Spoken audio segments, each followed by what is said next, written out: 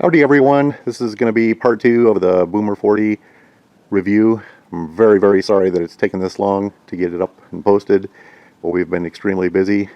And another thing, I'm going to apologize up front for the very long length of the video. I honestly did try to make it as short as possible, but there's a lot to go over and I tend to babble a little bit, so I'm sorry. If you want, you can click on YouTube and select the speed at which the video plays and you can speed things up and it won't be so painful, but not doing it on purpose, it just ended up being that way. Also, I'm going to give you a heads up, most of the video I'm going to have my software here speed things up, so it's going to be like me inhaling. I'm going to sound like I'm inhaling some helium. Things are going to be speeded up a little bit, my voice is going to change, but it does tend to make the video a little bit shorter. I'm trying every which way possible to do that. So okay, let's go ahead and start the review. First things first, tire size. New Holland hit it just right with the rear tire size. Type of tire, the wheel, everything is just right. One bad thing I noticed is there's no provisions for adding on additional wheel weights. The wheel is not made for that. So that's a strike, that's a negative there. Front wheels and tires, I think, are not proportional for the size of tractor that is. They should be bigger. Having a slightly larger tire, something that's like on the Boomer 50 series or larger, they use a slightly larger and wider tire. That would be extremely welcome on this size tractor. It's just a little bit too dinky. It's really easy to get that front tire and wheel buried in mud and snow and things like that. Plus, when you have the bucket, that's a 72-inch bucket, when you've got something like that loaded up, lift capacity, I tested it, it's about 1,800 pounds. So let's say you've got 1,500 pounds in there, plus the weight of the bucket and the loader. So you're talking about a tremendous amount of weight that's on those front tires. And when they're dinky little things like that, that means there's a lot of pressure on just a very small amount of area there. So you tend to leave ruts. So New Holland, in my opinion, gets a negative for the front tire size. Next item is the hydraulic lines that connect up for the loader. Very nicely placed, easy to get to. The problem is, if you do have to get a wrench into those inner ones to tighten them, which I did have a very small leak early on, it's almost impossible, even when you remove the outer lines, to get to them. You've got to really dismantle all of the lines and take the things apart and to get a wrench in there and tighten them up. What would have been really cool is if they used a single block and lever attachment for all four at the same time. A lot of the newer tractors are using that, and that's a really cool feature. I think for a tractor of this caliber, that would have been a nice standard feature. Or, make it optional. And I'm sure a lot of people would probably pay $100 to have a single block attachment for all four. So that's neither a negative or a positive, just an observation. Filter placement, real easy to get to. You can see right there. There's one of the hydraulic filters right there. Okay, right there you can see there's the oil filter. A blue container there. Had that changed for its 50-hour service. Real easy to get to, even with the loader on. There are two additional filters. Like I said, that one in the rear is for the main hydraulics. And there are two additional filters. One is for the fuel filter. Let me pop the hood and I'll show you where that's at. I guess that's actually one other feature that I should point out. For raising the hood, New Holland did a really cool thing. They added a button on the side there. You push the button and the hood opens up. There's a hydraulic piston. Very nice. So it dampens the hood opening up and it keeps it open. You don't have to worry about the thing coming smashing down on you by mistake. So really cool there. Alright, so there's the hood opened up. I've been using the heck out of the tractor. You can see I've been clearing along the tree line way back there. Maybe at the very end of the video here, I'll hop in the tractor and we'll take a trip. I'll show you very quickly what I've been able to do with this tractor and the Piranha bar. So the tractor could use a little bit of a bath. But everything is really nicely placed, easy to get to. You can see the air filter canister, real easy to open up and change the filters. The fuel filter, You'll have to forgive me, it's almost impossible to see in this bright sunlight, but there's a fuel filter right there. There's the particulate filter right there, the canister. Everything's really nicely laid out. One kind of a pain in the butt that I will say, right here in front of the radiator, I should say right here, is a coarse filter. It's a screen type filter, and it goes right in front of the radiator. You've got to somehow unloosen this screw, and I'm telling you, there's no way to get your fingers in with this reservoir right here. You just cannot, because you want it nice and tight, otherwise it'll vibrate loose and you'll lose it. So you got to keep that really tight, which means you got to get in there with a pair of pliers to loosen it and then tighten it. Anyway, that's got to come out all the way, and I guarantee you will drop it when you unloosen it. And then this whole filter slides out in this direction. On the older tractors, that filter used to be able to slide straight up, and it was a 5-minute job, and you could hose it off and clean it off. You're going to have to raise the loader in order for that filter to come out on the side. So again, neither a positive or a negative, just an observation I'm letting you know. Not so easy to change that screen filter in the front. But again, the rest of the placement of the components for the engine, pretty easy to get to. All the hoses are easy to see. I don't think there's going to be any issue, but we do need to give her a little bit of a bath. The final filter for the hydraulics is located basically, it's going to be about right there. There's a hydraulic filter for all of the primary hydraulics, and then there's one for the transmission. So there's a total of 4 filters, and it's not a problem to get to them. Easy to get to. Oil for the front axle. They've got things marked with a white paint over them. You unscrew that. Unfortunately, it takes something like a 1 1/16 inch wrench. Like, give me a break. Why don't you make it 1 1/8 or 1 inch? But something weird like 1 1/16 that's not a very common wrench to have. But you got to have that. And there's a dipstick there, and it will tell you the level of the oil that goes into the front axle.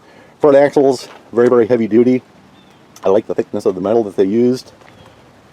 Everything's been very, very robust. Let me go ahead and shut the hood.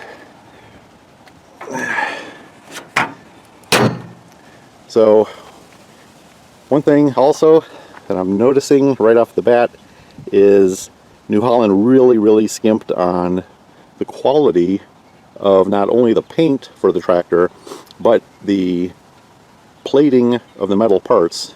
You can see here there's a lot of surface rust, and I didn't go around and make a note of all the different things that are rusting, but the tractor's basically a year and a half old, and already there's things rusting out pretty bad.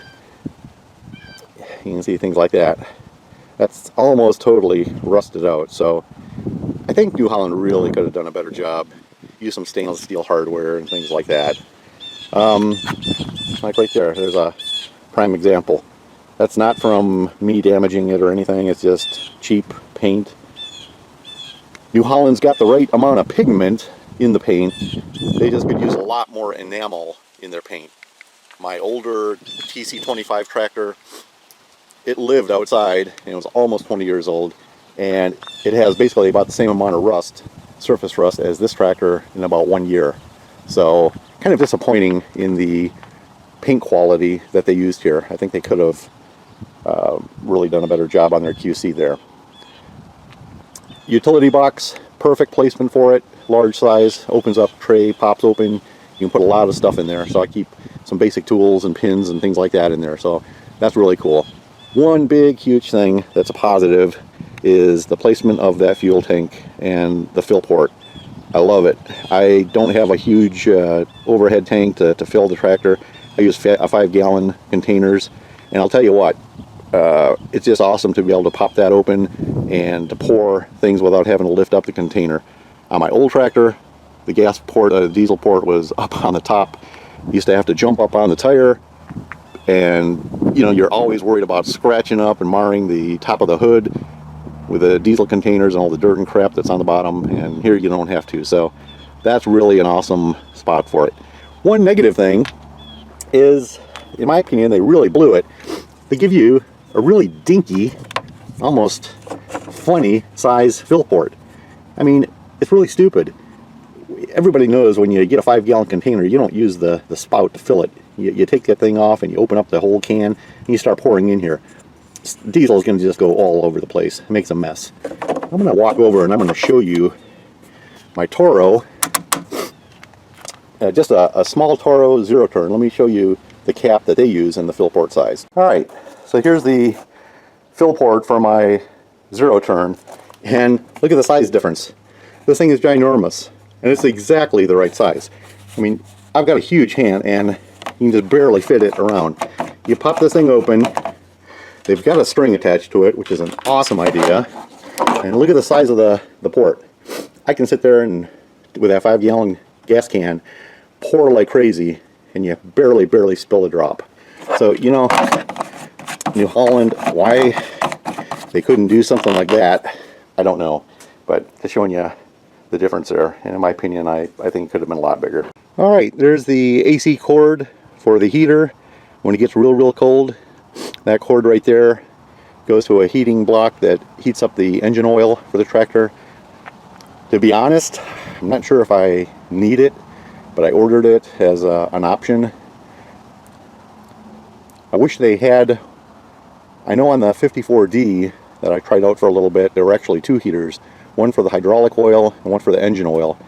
There was no option for the hydraulic oil on this tractor, only the engine oil. So I know last year I had this thing running at temperatures about 5 degrees. I think at a few points it hit 0 when I ran it. Never really noticed any difference whatsoever in the way it started or ran. Started it up and let it run for a little bit, warm up. But I guess I really should have used this heater since I have it. One nice thing that they could have done is provided a cap for the plugs there, the actual terminals. I know on the 54D, the 2 plugs that did come out, they had nice protective caps to keep mud and dirt and crap from getting all over those, because I don't have much confidence how long they're going to last out in the environment open like that. They're probably going to get corroded and rusted and probably have to be replaced. So I need to find a cap for that. But that would have been a nice feature for New Holland to put in there, but they didn't. Alright, the 3-point hitch area has been no problem whatsoever. Everything has been working really good. I really love the adjustable arm. I really like this new style with the welded brackets on here. On the older tractors, they didn't have that. Everything is pretty heavy duty. One thing I did notice right here, here's the container for the windshield wiper fluid, and that's cool because you can get to it. It's pretty easy. Problem is you can't see the level of the fluid that's inside. The plastic is thick enough, milky enough, that you cannot detect the level. So I kind of wish they would have put a small slot, like a vertical window in there, make it clear, or just pick a milky white plastic that was a little bit more translucent so that you could see what the level of the fluid was. Again, not a negative or a positive, just an observation, just letting you know. It does have all of the ports here, electrical connections for hooking up taillights and if you're pulling trailers and things like that. The dual ports here, auxiliary, hydraulics, came standard on this tractor, which is really awesome. The controls are right inside there. We're going to hop inside the tractor and I'll show you more about that. Real easy to get to. Again, the hydraulic oil fill port, dipstick, things like that, real easy to get to. Lift capacity on the 3-point has been no trouble whatsoever. I keep this rear blade on pretty much all the time for ballast, and I'm always using the rear blade here. Like I said, I've been doing a lot of work spreading fill dirt. I've been recovering fill dirt on my tree, along the tree line, and I've been filling up some low areas and things like that. So I'm always using the rear blade.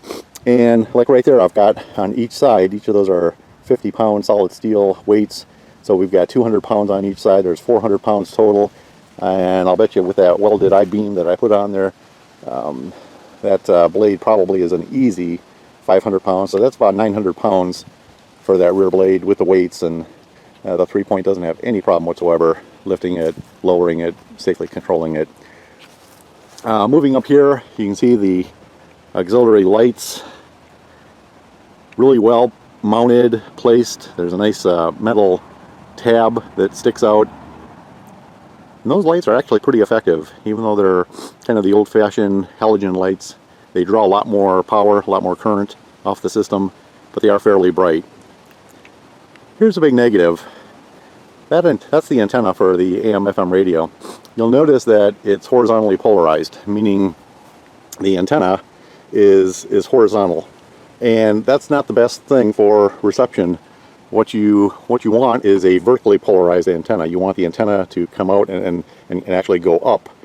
I think what New Holland should have done, because I've got a very good radio in here, and believe it or not, it has a hard time picking up stations. You only get the strongest stations, maybe about 10 of them, and there should be at least 30 stations I should pick up from this area, minimum. I think what New Holland should have done is, and it's a fixed mount, when you are driving along and you hit branches by mistake or whatever, fortunately they do put this on a pivot, so the antenna will get bent back and, you know, protect it from breaking off. What they should have done, and I see like a bracket here, I wish they would have come out with the antenna, you know, added a small helical spring to make it flexible, and then mounted the antenna up very, very easily, and it wouldn't have extended very high at all above the roof line of the cab, and the performance of the antenna would increase tremendously. It's one of the things that I did before I retired. I was a RF engineer, so that's one thing I will be changing. I'm going to be modifying the antenna system here and making it vertically polarized. Let's see, there we go. Here's filters for the ventilation system. They really did an awesome job here. There's a filter here on the right side, there's one on the left side, and that filters the air for the ventilation system. So all the air that you breathe inside when you've got things shut are filtered, and you unscrew these two tabs right here, and you can access the filters and clean them. Here's another example of more surface rust. Mind you, this is underneath the roof of the cab, so it's not like, you know, it's being rained on and getting wet or whatever, and yet you can see just from the humidity in the air, it's rusting away. So again, New Holland gets definitely a negative on the quality of the paint and the enamel that they used. One nice feature I noticed here on the wheels, I do really like these guards that are now pretty much standard. These little guards around the valve stem are an awesome idea. My old tractor didn't have that, and these really do a good job of protecting the valve stem. So really, really cool on that. Loader, here's what I've noticed. I really like the loader, except I do have trouble bumping the bucket when I lift up a load and I'm dumping dirt, and I'm trying to bump the bucket down. It will not bump into a hard stop. It'll just, you know, slowly come down and kind of arrest. Every once in a while I can get it to bump, so I'm not sure if that's something that's very, very typical of all the loaders, the 250 TLAs, or whether it's just mine, but that is an observation. Also, as mentioned in my previous video, this loader design, because it sticks out, it's sloped, and it's so long, it comes out so far, I'm telling you, please be careful. When you get this thing loaded up, and the way I've been doing, you know, loading up, I easily get 1,600 pounds of wet clay inside that bucket. When you are going over terrain that's slightly at an angle, keep that bucket down just an inch or two above the ground, because you will tip the tractor. That's one of the reasons I wish they had a larger, wider tire. They also could have probably made the tractor axle slightly wider. A couple of inches I think would have helped a lot. And I really don't like the style of this loader where it sticks out so far. However, for some people, this loader style is ideal. If I were a farmer and, for example, I had to lift things up really high, things like hay or seed or you know, things around the farm, having a loader that can go way the heck up in the air, very, very high, without carrying a tremendous amount of weight is a huge benefit. Or if I had to lift this up over a trailer or into a dump truck, things like that, this loader would definitely be advantageous. However, having such a load that far out in front of the tractor does make it dangerous. That is not my opinion. That's just a fact of physics. You've got a tremendous amount of weight that far in front of the pivot point. You know, wheelbase, the width, it's limited, and if you are driving along slightly uneven terrain like this, that tractor will definitely want to tip, and I've had it almost happen to me quite a few times. So I keep that sucker right down to the ground almost when I'm carrying a load, unless I'm on absolutely flat terrain. So let's see, what else can we say? I guess let's hop inside the tractor. And well, one thing, look at the amount of windows that they do provide. I'm going to show you the view from the inside. The problem is this camera doesn't give a very wide angle view, so I'm not going to be able to do it justice, but having all this glass is a huge plus in my book. The visibility is really tremendous. You're so comfortable and you're able to see so well inside here because of all the glass that they've added. I really love the cab. So I'm not going to be able to show you such a view from the inside, but I did want to show you from the outside, having all that glass. Okay, so now I'm about to go into the cab. One observation also, this locking mechanism, it's really chintzy. When you go ahead and put the key in there to lock it, unlock it, it's pretty chintzy. And you have a hard time getting the key to actually go in. I think they could have probably spent another $5 for a better quality lock. There's one on the left side and one on the right side as well. However, just an observation. Let me open up the door. And you can see right there's a hydraulic piston, which makes it really nice. You never have to worry about the door flying open, and even right now we've got some really good wind gusts, and that door will stay open, and I like that. Construction is extremely well made, very heavy duty. I also like to weld a lot. I'm a pretty good welder, and all of the welds, all of the MIG welds that they have done are very good quality. I have not spotted one poor weld. There's a good gasket all the way around. It's completely watertight, airtight. I'm not sure what more to say other than the quality, the size of the metal that they used, and the welding. Everything is good. Inside the cab, I still have the original plastic cover. I like to keep that on there. I will until it completely wears out. That's a cloth seat. It's extremely comfortable. There is a armrest here on the left side. There's also one on the right side. I normally keep the one on the left up, but I normally keep the one on the right side down because of the control for the loader is right there. Steering wheel, fully adjustable. There's a control right here. You just push down on that and you can pull the steering wheel down and angle it any way that you want. Brake pedals, independent. Right now they're locked together. Sometimes when I'm running the tractor, you'll hear there's a vibration of this little locking mechanism. So if you hear that when I'm running it, it's this thing vibrating. The controls are laid out really well. There's controls up here for the regeneration, light controls for the front lights.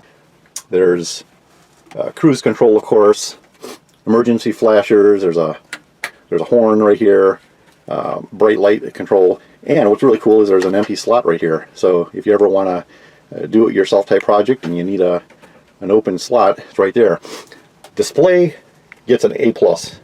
Really awesome, pretty looking display, and they've got a lot of different functions. There's a lot of sensors in this tractor, and they monitor everything. So when you first turn the key, I'll go ahead and try to show you, everything just lights up, and they really did an awesome job on that. So they get a big A+ on that. Okay, I snuck this in here. This is kind of at a darkened condition to let you see what the panel and gauge panel looks like. I'm going to go ahead and shut the engine off and let you see. Hopefully it'll keep focus here. Alright, so hopefully it stays in focus. There you go. Awesome display. So just wanted to get that in there, show you what it looks like at night. One thing that I'm going to tell you right now, I give them an F, is this light right here. When you come in at night, this cab, first of all, when you open up this door, no light, courtesy light comes on. On the 54D that I used to have, when you open up the door, courtesy light came on. And that makes a huge difference. You know, when it's pitch black outside, you come into a tractor like this, and there's no light. Okay, so you come over here, and you push down on the bottom of that switch, and you get this really bright light shining directly at your face. And you know what? That drives me absolutely nuts. I do not use it. You cannot use it because it blinds you. It's right at your head level. When I sit in this chair, that light is right at head level. So imagine it's pitch black. You're trying to look at the controls. You're trying to even see where to put the key in, but it's black. And you've got this bright, bright light shining right in your face, in the side of your head. So I'd like to smack the heck out of the design team who decided to put the light there. On the 54D, that light used to be overhead, which, like, duh, what were they thinking? It's like, yeah, they had a spot here. Leave it blank, leave it plastic, but put the light overhead. So they get a big F for that. Rest of the controls are really cool. There's independent lights for the front, utility lights, the rear. Here we got the controls for the front windshield wiper, rear windshield wiper. Here we've got an optional strobe light control up on top. This is a blank panel, which is kind of cool because I've got plans for this. I'm actually going to be mounting a delayed wiper system for the front. That is one thing that I think is pretty dumb. You turn the wipers on. I mean, it's cool that, you know, you got wipers, but you know, they're on all the time and they're running like that. But just like in your car, you don't need them running like that. Sometimes it's just a drizzle and you want to wipe your windows front or rear, like, you know, once every 20 seconds or something. So what I've done is I've designed up a small circuit, and what's cool is it'll easily fit into this column, and I'm going to actually have the delay setting here once that's enabled. And then right here there's different adjustments that for throttle control and things like that. So lots of controls available. They're well placed. They're okay in the daytime, but at nighttime they're totally invisible. That brings me up to my next point. I guess let's hop in and I'll show you what I mean. So anyway, here's a big negative for me as far as the type of switches that New Holland chose for this tractor. There's only one switch in here that is illuminated, and that is the hazard light here. I don't know if you can see it, but right there. Okay, hopefully it'll focus. Not sure if it's going to be able to or not, but anyway, that switch right there is lit up. There is an LED in there, and it's lit up. At night, that makes all the difference in the world. You can see where the switch is, and you know what function it is. Why in the world did not New Holland make all the switches illuminated? I can tell you, because that was my field. I was being an engineer. The cost difference between this exact switch, with and without the LED, cannot be more than about $3 or $4. And tell me if my logic is warped here, but you just got done spending, let's say, $30,000 for a tractor. Would you mind paying an extra $50 or say even $100 more after you just got done paying $30,000 to have all of these switches light up for you really nice so that you can see them at night and have them illuminated? I'll tell you what, I would in a heartbeat, even though I don't like throwing money around because I don't got it, but I would gladly pay $100 more to have all these switches light up at night, especially given the fact that this stupid light shines right in your face. This light here does not help you one bit see the lights down there, and it absolutely does not help you see these switches here because you're being blinded when you look into this direction. So sorry for keep dwelling on that, but that just really ticks me off. So anyway, yeah, this is the hazard lights. So you can see hazard lights come on. It's going to be really hard to tell, but those lights are flashing on the front, on both sides, including on the rear of the tractor. Horn, yeah, they got a really obnoxious little Tonka truck horn. I think I might change that, you know, make it sound more like a semi or something, you know, something a little more serious. But you know, this, okay. I guess the point is it will get somebody's attention. So all right, I'm being too hard on it, but maybe I'll add one in parallel with it so that I get that high frequency obnoxious little twine and give something low frequency a little bit more beefy. Anyway, so we got light switch, things like that. Oh, most important thing, service. So right after the 50-hour servicing, we noticed that the tractor had a small hydraulic oil leak toward the rear of the tractor. Wasn't major, kind of like over 4 or 5 days, you would notice there'd be 4 or 5 spoonfuls kind of thinning out onto the cement or asphalt, whatever. So it wasn't a big leak, but it was definitely something going on. I kept my eye on it for a little bit, and my guys at New Holland were wonderful people to work with. They said, okay, well, you kept an eye on it and it's doing it. So they came and got it, ripped the tractor completely apart, took the cab off, completely broke the tractor apart, and they found that there was a bad seal, bad gasket, someplace, I guess, right after the transmission, kind of heading toward what would be, I guess, the equivalent of the rear differential area. There's a big old gasket there, about the size of a coffee can, about that diameter. So they went ahead and replaced that, put it together, and haven't had any problem with that. So they were fast, efficient, no questions asked. You know, everything was in warranty. So my New Holland guys, I give them an A+. That's the way it should be. One other thing that did happen, but it went away, is one day I came out here and I noticed that my mid PTO indicator was on, and even though there's kind of like the main PTO switch to turn it on and off is right here, that was in the off position, and I definitely had that in the off position, yet the indicator up here was showing that it was on. And you know, within about a week or so it just went away. So something I got to keep my eye on.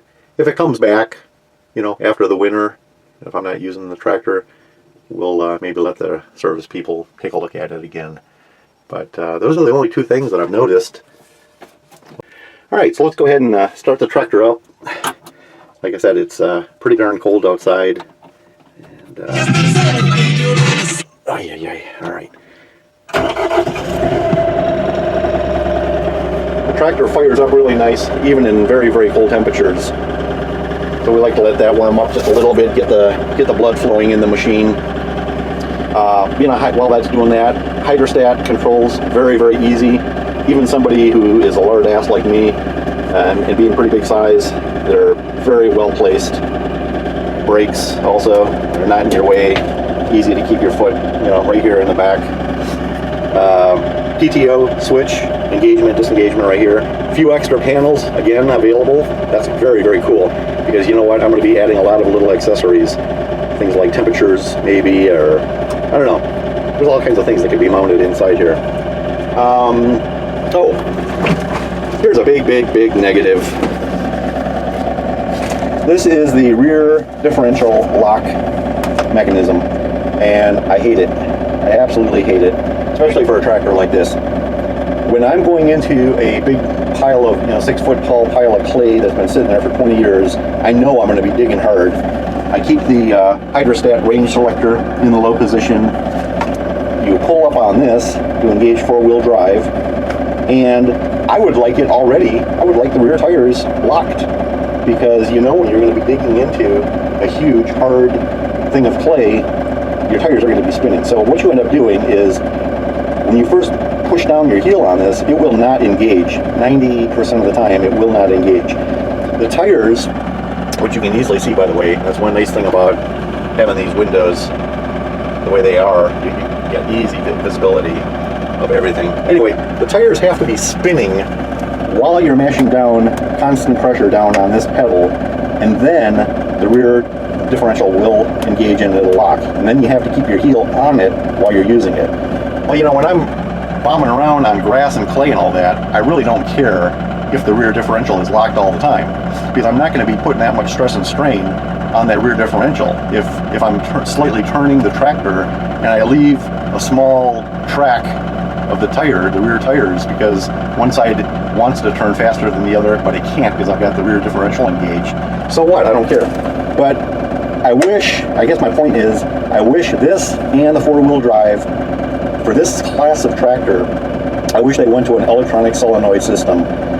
It would not have taken that much, and I gladly would have paid several $100s more to have a switch that you can throw, like my 54D had, to lock the rear differential and to put it in 4-wheel drive. So, you know, I give them an F for, on a tractor like this, to stick with an old mechanical clunker system where you have to keep it mashed down and you have to be moving to engage it. I don't like that at all, and I really don't like this mechanism of engaging and disengaging the four-wheel drive. And that's just me personally. I'd rather have an electronic solenoid. And again, range selector, easy enough to operate. Sometimes adjusting it forwards, backwards to these different ranges can be problematic. I did find that it's a lot easier to, when you're going forward, if you're crawling, sometimes it's easier to go, for example, from a low range to a medium, things like that. But if you're standing still, sometimes, you know, it's just not meshed right, and you can't get it into the range that you want. And if you try going reverse a little bit, that doesn't seem to work. It seems to always work a lot easier if you go forward a little bit, then you're able to find whatever range that you want. But you know what?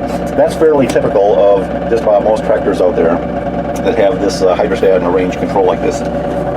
Here's a control. This is to select the mid-PTO, and again, that's a mechanical pull lever, whether you want it the mid-PTO engaged or not. I don't have any implement right now, so it's not a big deal. I'm trying to move this along really quick so that it's not a long video. Here's the ventilation system. New Holland gets an A+ for this. I love the ventilation system. Like right now, I've adjusted it for like setting number 2. I've got it adjusted for defrost air coming at the front windows and at head level, which means these vents here and these vents here, and there's a ton of vents behind me here. So I can direct air anywhere I need to, and fogging is never an issue inside this cab. So New Holland gets an A+ on that, and you've got a temperature range right here. Now here's a funny thing. I've mentioned this before, but I'll say it again. Like right now, you know, it's just above freezing. We're, you know, 34, 35 degrees, and already with the doors and windows closed and with sunlight hitting the cab, it's actually getting too warm. And normally I'm out here in a t-shirt, and to turn the air conditioning on, you just push that button. Really nice, because there's an illuminated LED that comes on. It's like, hallelujah, New Holland got it right here. All right, so you know, you can turn it on and off right there. But I normally run the air conditioning even in the winter time. That's how comfortable it is inside the cab here. You got a left speaker, and you know, for stock speakers, they're not too bad. I mean, you know, they're not going to be like your Bose home stereo speakers, but they do okay. And I love the radio. Absolutely love it. I really like listening to jams when I'm out here working, and you can really crank it if you want. No reason to do it here, but another very, very cool feature. If you're going to be hunting for a radio, this little thing opens up, and I've got room here for a USB stick. I can put in a flash drive or something like that. So guess what? I normally take my flash stick, little USB stick, loaded with hundreds of MP3s, you know, audio tunes and things like that, and I put them in here. Another really awesome feature is this 1/8" plug right here. This is an auxiliary input. I'm a ham operator, and a lot of times I'll have my little handy-talkie here, sitting here, and a lot of times I'll be talking to my ham buddies that are, you know, 40, 50 miles away, and it's so cool to be able to plug in the audio output from that little handy-talkie right here into the auxiliary input, and I can pump their audio into the speakers here. So hearing them, listening to them is no problem at all. One other feature that I want to suggest that you look into is this radio here has a weather band on it. So along with several AM bands and FM bands, I can also listen to the weather radio. I've got a program for our frequency here in our area, and it has what's called the same technology. You know, it's a NOAA weather radio, but the same technology allows you to program for my county. If I get severe weather, there's a warning going on, it'll alert me, and I can also just, you know, listen to the weather channel here. It's also, let's see if it'll focus there. Yeah, so anyway, that's Cirrus compatible, and it's made by Jensen. I don't remember the model number offhand, but nice feature to have. Get the weather radio, look for things like USB ports, auxiliary input ports. You won't be disappointed. Let's see what else we can find. Oh, one thing I do want to point out. The door mechanism for opening and closing, really nice heavy-duty mechanism on the inside to open the door. You just push down on that, Again, the hydraulic piston takes over. What's really nice is I can reach the mirror, and it's on pivot points. So, preset. I can move the mirror over like this. I can even bring it in closer like that if I want. So what's nice is, you know, if you hit something by mistake, rather than totally screwing up the metal work and breaking the mirror or whatever, at least it'll move. And it is adjustable from the inside. I can tilt it any which way I want to. So that's pretty cool. Same thing on the right side. I can open and close the door from this side. Again, I really like that hydraulic piston. But what's cool is, even with someone my size, it's really neat when the grandkids come over and there's enough room inside here for your grandkids to stand on the platform next to you. I normally keep them over here away from the forward and backwards pedal and let them stand over here where they won't affect the operation of the tractor. And they really enjoy when Grandpa takes them around in the tractor. So I think everything's pretty solid. Oh, as far as the sound, well, let me show you one other thing. On really bright sunny days, you can pull down a sun shield. That's a really nice little feature, because sometimes if you're going to be, you know, working and you got to look right into the sun, this thing does an effective job of blocking the intense sun, and yet it lets you see through it. And it's easy enough to release it, and it's going to snap up here because I don't have two hands. I've got to hold the camera. But you just push a little button and you hang on to the handle and it'll retract it. So, opening up the windows, super easy, and they lock open like that. That is a really cool feature. Nice, watertight, airtight, soft rubber gasket. So, you know, when days like today, when it's cold enough, I don't have to run the air conditioning. I can just do that.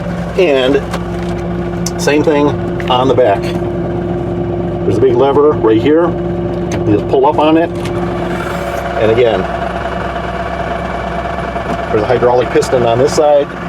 And there's one over on that side. And that whole window opens up like that. And you know what's cool is I can stick my head out and I can take a look at anything. So, you know, if I think something goofy is going on back here, I can just stick my head out here and look around. Or if I just want some fresh air, I can leave it open. So I really love this. New Holland gets an A+ for the design of this part of the cab. Lots of room for storage. A lot of places here that you can get your tractor nice and cluttered up. 12 volt cigarette lighter accessory here, so you can put your cell phones or iPods, iPads, or whatever the heck, you can put them right here. Controls here for the two ports, hydraulic ports on the rear. What's nice is there's provisions here for 2 additional ones. That's kind of nice. Control here for the 3-point hitch.